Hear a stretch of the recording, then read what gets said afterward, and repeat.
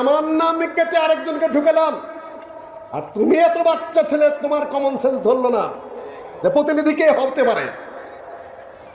এটা বিবেচনা নিজের পয়দা করতে হবে, শিখতে হবে। এগুলা মুখপাত্র কে হয় একটা সংগঠনে, কোন দিকে, তোমার যোগ্যতা নিয়ে আমার কোনো অভিমত নাই, তোমার ব্রেন নিয়ে আমার কোনো অভিমত নেই, তবে তোমার কমন সেন্সের অভাব আছে। বুড়াই হইলো কিন্তু বড় হইতে পারলো না। বুড়া হওয়ার পাশাপাশি একটু বড় হওয়ার চেষ্টা করেন। আছে না কিছু মানুষ খালি বুড়োই হলো, বড় আর হইলো না। বুড়ো হওয়ার পাশাপাশি একটু বড় হওয়ার চেষ্টা করতে হবে। আব্দুল্লাহ ভাই যথেষ্ট সম্মানী ব্যক্তি, তার এইভাবে না বললেই আপনি পারতেন, সুন্দরভাবে বললে আরো সুন্দর আপনি গ্রহণযোগ্যতা পারতেন। এখন আপনার কথা বোমেরাং হয়ে গেছে, মানুষ খারাপ দিকে ইঙ্গিত করছে। আব্দুল্লাহ বিন আব্দুর রাজ্জাককে ওই প্রতিষ্ঠানে ডেকেছে। এটা আব্দুল্লাহ বিন আব্দুর রাজ্জাক ছাত্র আন্দোলনের মধ্যে একটা ভূমিকা রেখেছে, এই ভূমিকার অংশ হিসেবে তাকে ডাকা হয়েছে। আপনাদের মনে পড়ে জাতীয় আইম্মা উলামা পরিষদে আমাকে এবং আব্দুল্লাহ বিন আব্দুর রাজ্জাক আমাদের দুইজনকেও মেহমান করে একটা অনুষ্ঠানে ডেকেছিল, এবং সামনে চিনমৈত্রী সম্মেলনে আরও একটা প্রোগ্রাম রয়েছে কাবিয়ানির ইস্যুতে। কথা বুঝতে পেরেছেন কিনা? এখন আমাদের তরুণদেরকে হানাফি মাযহাবের তরুণরা দাওয়াত দিয়েছে। এখন প্রফেসর ইউনুস তো আর ইসলাম অনুযায়ী সব কিছু ব্যাখ্যা বুঝে না। কথা বুঝতে পারছেন কিনা? শেখ আহমদুল্লাহর নেতৃত্বে সেখানে গিয়েছে। এই জন্য আমি বলবো যে আমাদের মুরব্বীদের একটু ভারসাম্য করে আমাদের শাসন করবেন আপনারা, কোনো আপত্তি নেই, কিন্তু শাসনটা যেন সইবার মতো আমাদের ক্ষমতা থাকে।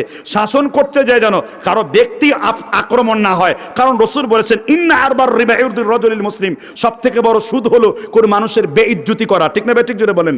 আমাদের আব্দুল্লাহ বিন আব্দুর রাজ্জাক অতীতেও বলেছি তার কাজ ভূয়সী প্রশংসার যোগ্য, আমিও তার কথার সাথে একমত, এবং আমিও সেইভাবে কৌশল চালাবার চেষ্টা করছি।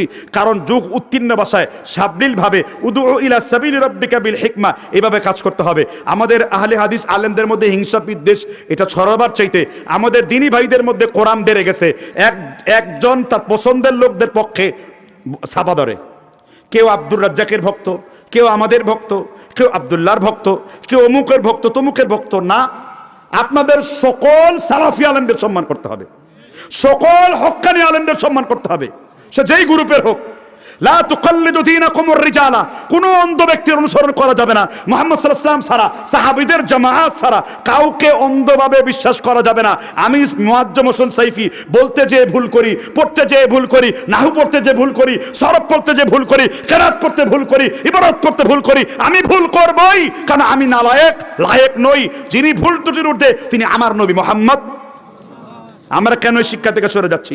আজকে আমাদের আহলে হাদিস আলেমদের হিংসা ছড়াছড়ির দিকে তাকাবেন না, আলেমদের কাজ আলেমদের করতে দেন।